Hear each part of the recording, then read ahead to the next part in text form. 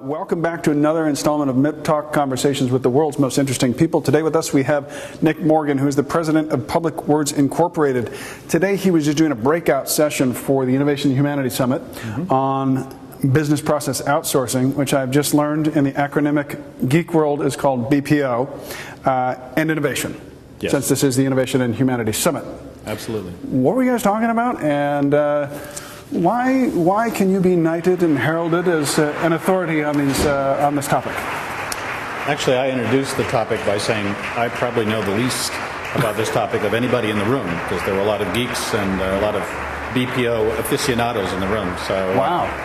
Was it intimidating to be sitting up in the chair and have all those geeks and absolutely, it was all terrifying. this information? Yeah. What they were talking about was simply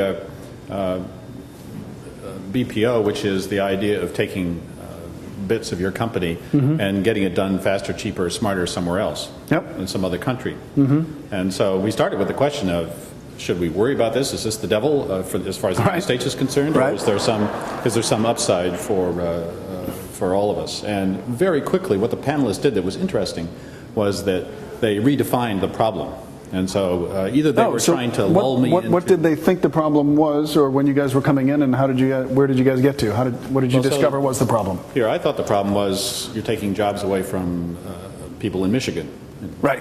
Exactly. And they said, no. The real issue is what we're talking about is creating a better world for everybody. So they redefined it as, it's not that you're taking jobs away from people in Michigan, it's that you're creating a world that has some great jobs, some great information. So if you step back and you go more macro on the whole thing, it's a zero-sum game. Well, no, actually... It's a positive sum game. It's a positive game. That's right. Yeah, everybody benefits. And then I heard someone else talking about the fact that we're now, if you these people are able to earn money and educate themselves. Now you've just built a whole new market to sell products to.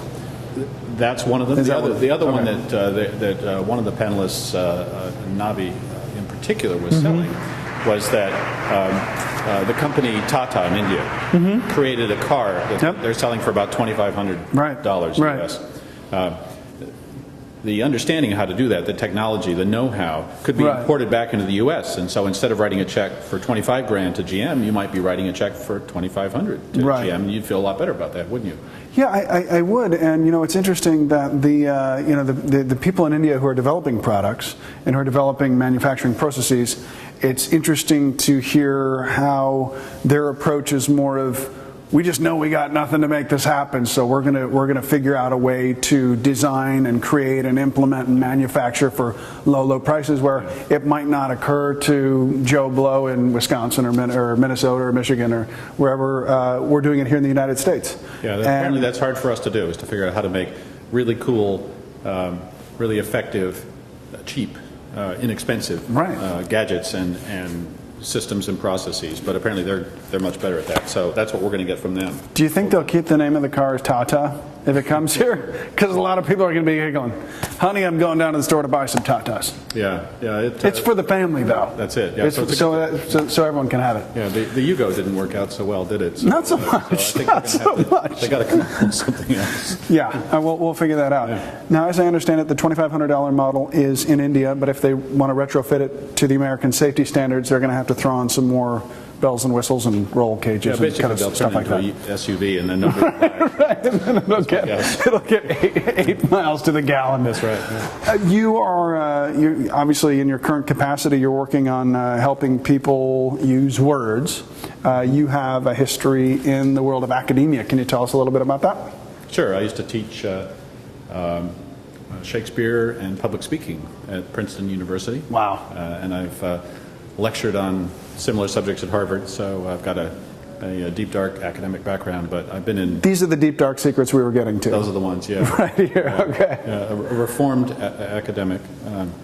So what reforms an academic? What was the turning point for you where you realized that the academic ways were just devilish and mysterious and bad? You know, when I was leaving the academic world, I was actually going to work in the government as a speechwriter for the governor of Virginia, and all my academic friends warned me. They said, "You're going into the devil's world. Treacherous water, right? Wicked. You know, politicians, they're terrible. Right. It's going to be your words will become the workshop, the devil's workshop. The devil's workshop. Yeah, you're going to be fleeced, Nick. Basically, you're way too naive to survive that world.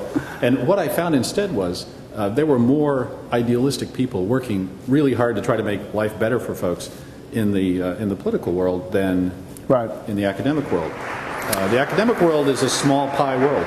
At its worst, let's say. Let me be quick to say that. There are lots of great academics out there, but there are bad academics out there. Yeah, some of them tend to think in terms of the finite pie, right? So in other words, if I get a bigger piece, you get a smaller piece. Whereas in the political world, they were always trying to redefine things to make it bringing it back to the topic of your discussion today. Exactly. That if you step back a little bit, it can be both not only a zero-sum game but a positive-sum game. Yeah, the win-win thing. That all academics don't have to eat off of the plate of other academics. Yeah. There's enough for everyone. Yeah, that's right. We can all get a piece of pie. So it's this heartwarming conversation has been part of today's installation of Conversations with the World's Most Interesting People. Nick Morgan, right here, President of Public Words Incorporated. Brad, isn't he wonderful? See, look at the love. Thank you, everyone. You can find this interview at MIPTALK.com or at innovationhumanity.com.